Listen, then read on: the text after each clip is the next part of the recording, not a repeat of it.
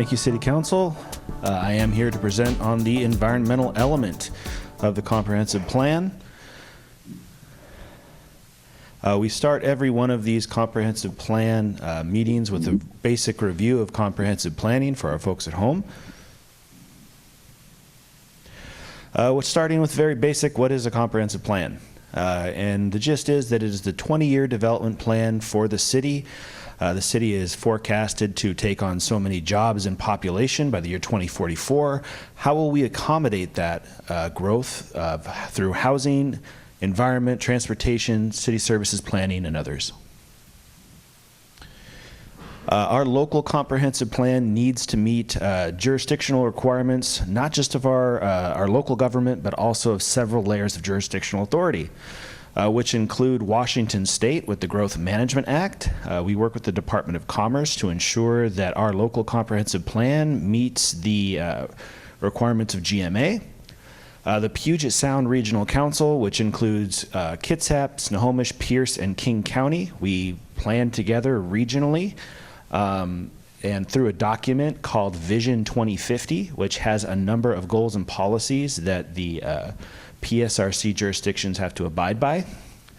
And more locally, the Kitsap Regional Coordinating Council, or KRCC, and they have a document called the Countywide Planning Policies, which all jurisdictions within Kitsap County also need to abide by, all in our local comprehensive plan. The city is due to grow to just under 64,000 people and 58,000 jobs by the year 2044. That represents a 46% increase in population and 32% increase in jobs. The city of Bremerton is regionally significant. So the Puget Sound Regional Council has designated Bremerton as a metropolitan city that includes our peers of Bellevue, Seattle, Tacoma, and Everett. And within our city, we have regional growth centers that are responsible for absorbing a greater share of jobs and population growth in the Puget Sound. Our two regional centers are our downtown regional center and our manufacturing industrial center out by the Bremerton Airport. You'll see here up on the screen an illustration of the growth strategy for the city. We have a video online that provides our growth strategy in more detail on Bremerton2044.com, but essentially any area that you see up here on the city, on this map that has a bit of color to it is proposed for some sort of development change. The only density increase, however, that we're proposing with this comp plan update is in the downtown regional center. Speaking of those videos, so every time that we come before the City Council, we record that, or rather our friends at BCAT record that, and then we provide that video posted on Bremerton2044.com. So if anyone in the audience misses one of these topics, feel free to go to our webpage and watch these informative videos of the City Council process. Thus far, the City Council has reviewed the vision, goals, and policies of the comprehensive plan in February, comprehensive plan schedule update in August, the land use element in September, and the economic development element earlier this month. So getting into the environmental element, the packet of tonight's City Council packet includes links to the April 2023 Planning Commission packet, which focused mainly on climate change, and the October 2023 Planning Commission packet, which focused more on the natural environment. So that April packet includes a lot of information on the 2020 Kitsap County Climate Change Resiliency Assessment and the 2022 Kitsap County Community-Wide Geographic Greenhouse Gas Emissions Analysis. So the presentation that you'll see here tonight is more of an amalgam of the two presentations that was provided to the Planning Commission. If you're looking for a more in-depth analysis, please look at those April and October videos, which are also on Bremerton2044.com.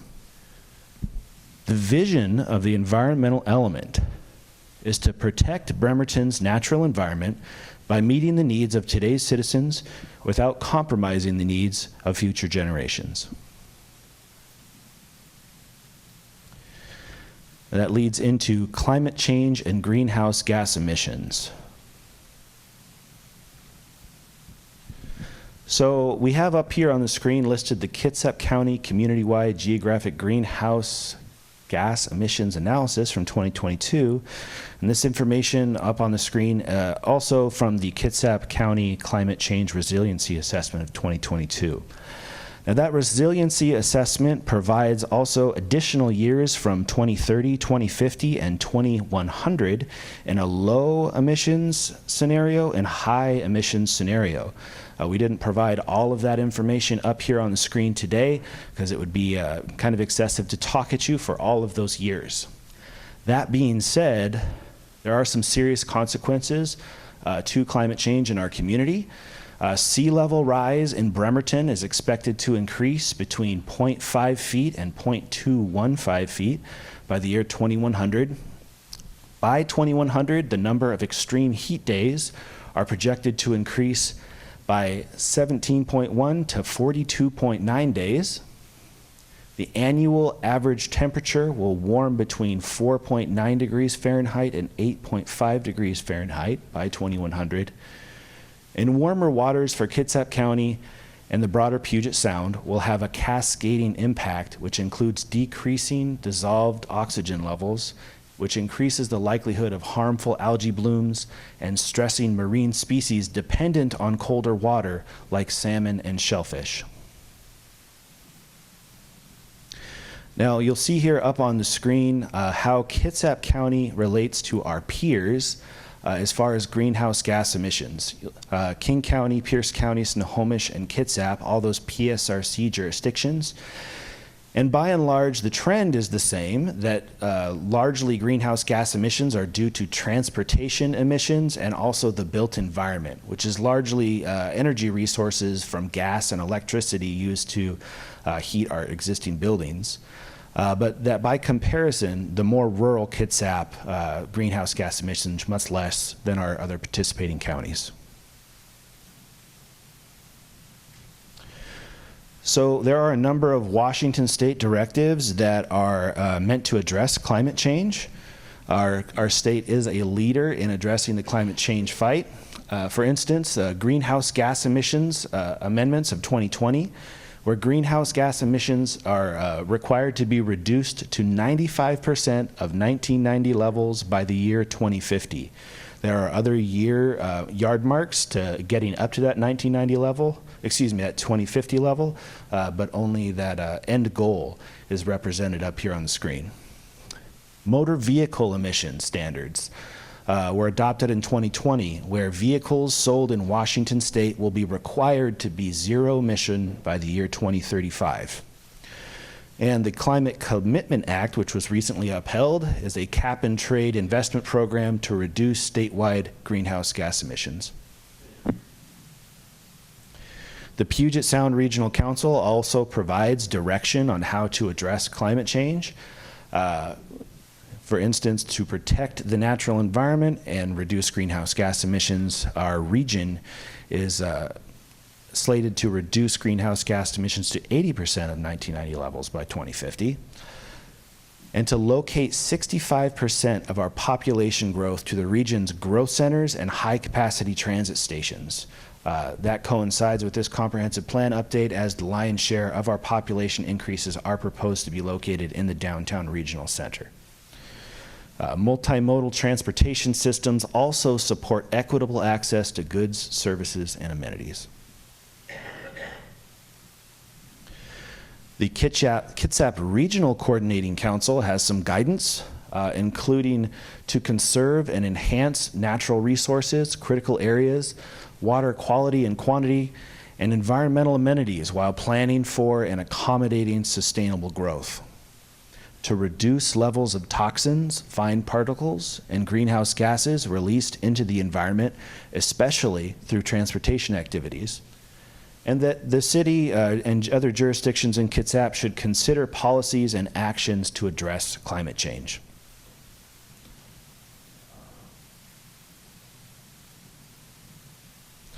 So the natural environment, our analysis of the natural environment generally includes two guiding documents, and that's our Shoreline Master Program and Critical Areas Ordinance. So this is largely a review of those two documents. It does start with some direction from the state, however, on how we protect our natural environment, which starts with the Growth Management Act of 1990. And you'll see up here on the screen the Growth Management Act, in a picture. So the Growth Management Act limits urban development to urban growth areas. And urban growth areas are pictured up here on the screen in blue, where the remainder of the state is intended for rural development. So as we absorb population and job increases in our state, the most intense levels of development are slated to occur in these areas in order to protect the rural areas outside of these UGAs. That includes an adoption of a Critical Areas Ordinance and Shoreline Master Program. The Shoreline Management Act predates GMA as it was adopted in 1971. You'll see here alongside the map that has the urban growth areas pictured in blue. Up above is a map from the Office of Financial Management, which shows population density and where it's most intense.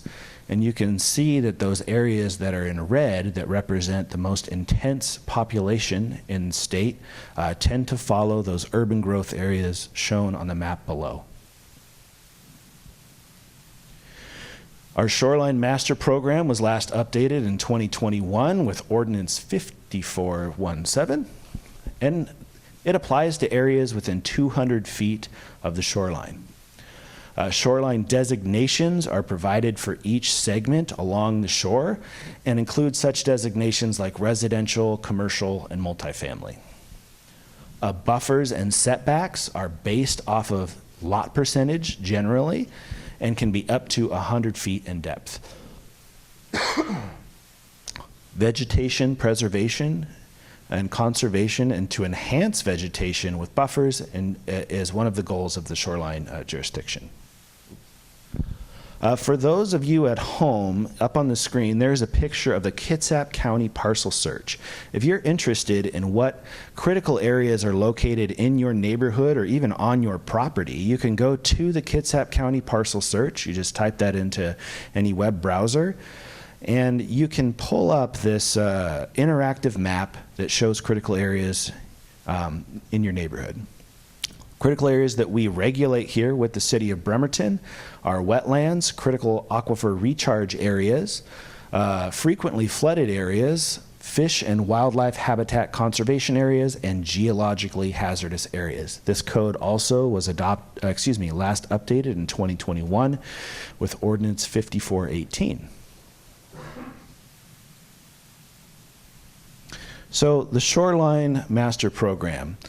The goal of the Shoreline Master Program is to protect shorelines of statewide significance and their associated natural resources, and to provide opportunities for the general public to have access to enjoying our shorelines. Separate mapping is provided in the Shoreline Master Program, an example of which is seen up here on the screen, showing Kitsap Lake, which is largely residential for the shoreline designation, but also includes urban conservancy and recreational shoreline designations. We'll go through a brief description of those other critical area ordinances. Critical areas. Wetlands being an example of what we regulate, and wetlands help to maintain water quality, store and convey stormwater and floodwater, recharge groundwater, provide important fish and wildlife habitat, and serve as areas for recreation, education, scientific study, and aesthetic appreciation. The city's overall goal is to achieve no net loss of wetlands. Water courses. So classification and designation of fish and wildlife habitat conservation areas include streams and shorelines less than 20 acres in size, In Class 1 and Class 2 fish and wildlife conservation areas, habitats and species of local importance are an optional item of our CAO. Critical aquifer recharge areas. So groundwater from aquifers provides a source of potable water and contributes to stream discharge and flow. Critical aquifer recharge areas contribute to recharge of aquifers, springs, and other wells, and are susceptible to contamination of water supplies through infiltration of pollutants through the soil. You'll see here a map of critical aquifers within the city. Frequently flooded areas. Regulating floodplains promotes the public health, safety, and general welfare and minimizes public and private losses due to flood conditions in specific areas caused by flooding, while protecting the functions and values of the floodplain ecological environment. You'll see here up on the screen a map of the 100-year floodplain. Geologically hazardous areas. The map up on the screen contains both high hazard and areas of concern. Geologically hazardous areas, regulation of geologically hazardous areas is meant to protect human life and property from potential risks related to development on or near geologically hazardous areas. Geologically hazardous areas include areas susceptible to erosion, sliding, geologic events, landslides, and moderate and steep sloped areas. Priority habitat and species. So identification of priority habitats and species is required when evaluating critical area sites where wetlands and/or fish and wildlife habitat conservation areas are present. You'll see up here a map of priority habitats and species areas provided from the Department of Fish and Wildlife. And here's a few examples of the 269 priority species in Washington State. Here are a couple local examples in Kitsap County. It includes the northern pond turtle, western toad, Townsend big-eared bat, Olympia oyster, harlequin duck, and walleye pollock. You'll see here a map of existing tree canopy within the city. Areas that are red in color have less trees. Areas that are green in color have more. So this is a snapshot in time of that tree canopy. And we have existing policies to address tree canopy in the city, one being to maintain and improve the city's tree canopy, to consider vegetation selection, taking into consideration potential conflicts, such as sidewalk and overhead utilities, and protect natural resources that sequester and store carbon, such as wetlands, estuaries, stream buffers, and urban tree canopy. Just a reminder to the public that our draft environmental impact statement is open for review now.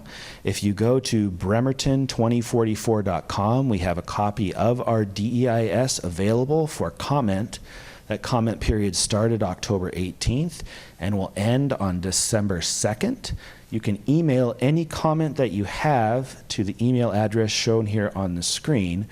For anyone that's here in the audience tonight, I also have postcards with some pens in the back. If you'd prefer, feel free just to write out your comments, and I'll make sure that those are included with the comp plan update. And I have an additional opportunity to comment on the DEIS at the December 16th Planning Commission meeting, where the Planning Commission will select a preferred alternative from those available with the DEIS. And happy to answer any questions you might have. Thank you very much, Mr. Jackson. I will open it up for questions and comments from the public. Same rules as before apply. Generally 3 minutes, however, there is some leeway as we're doing a little bit of back and forth.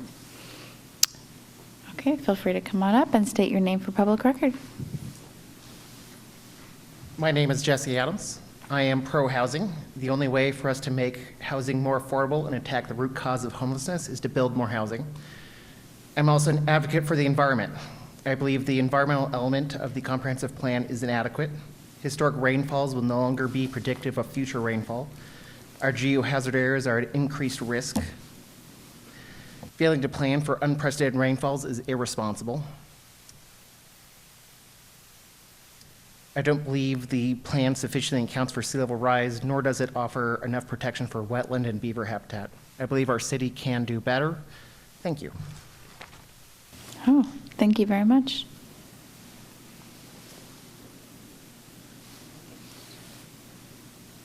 Does any other member of the public wish to comment or ask any questions about this particular section, the environmental element? Okay, none online. All right, seeing none, I will close this public comment period and move on to council reports.